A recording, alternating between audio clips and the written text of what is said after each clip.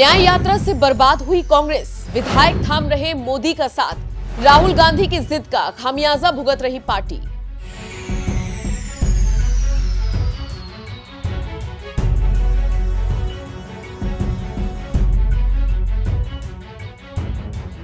नमस्कार, आप देख रहे हैं एनएमएफ न्यूज और आपके साथ मैं हूं नम्रता।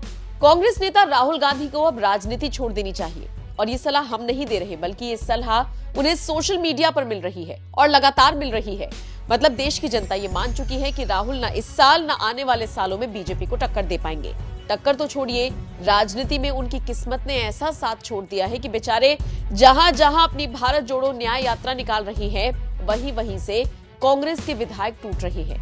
दुर्भाग्य देखिए कांग्रेस का, ये सारे विधायक कांग्रेस का हाथ छोड़कर बीजेपी में आ रहे हैं। हालात ऐसे हो गए हैं कि अरुणाचल पहुंची राहुल की यात्रा जब वहां से निकली, उसके तुरंत बाद कांग्रेस के आधे से ज्यादा विधायक टूट गए।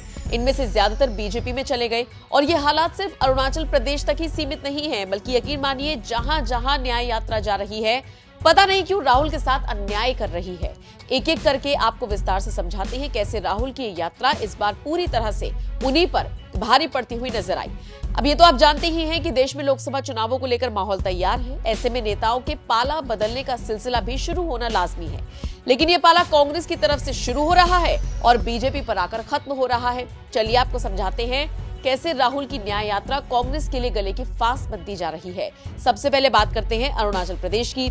अरुणाचल प्रदेश में 60 सीटें हैं। यहाँ पर कांग्रेस के 2 विधायक बचे हैं क्योंकि 2 बीजेपी में शामिल हो गए। कांग्रेस के 2 और पूरे विपक्ष के मिलाकर यहाँ पर सिर्फ 3 विधायक बचे हैं। और ये खेल जानते हैं कब हुआ? ये खेल तब हुआ जब राहुल गांधी अपनी यात्रा पूरी करके प्रदेश से निकले थे। इस बात की जानकारी खुद राज्य के सीएम पेमा खांडू ने दी। उन्होंने लिखा, कांग्रेस के वरिष्ठ नेता और पूर्व केंद्रीय मंत्री निनोंग एरिंग, जो पासीघाट पश्चिम सीट से कांग्रेस के विधायक हैं, वो अब बीजेपी में आ चुके हैं।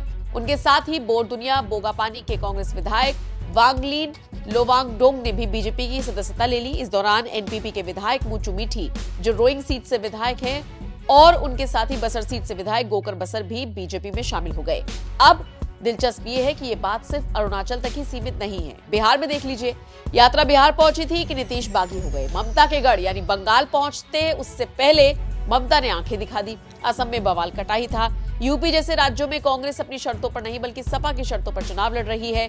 महाराष्ट्र में अशोक चव्हाण से लेकर बाबा सिद्दीकी तक ने झटका दे दिया। दिल्ली की 7 में से 4 लोकसभा सीटों के साथ कांग्रेस को समझौता करना पड़ा है और ऐसे में साफ है कि कांग्रेस को लगातार नुकसान हो रहा है और न्याय यात्रा इस नुकसान को और बढ़ाने का काम कर रही है। फिलहाल आप इस खबर को लेकर क्या राय रखते हैं, कमेंट करके जरूर बताएं।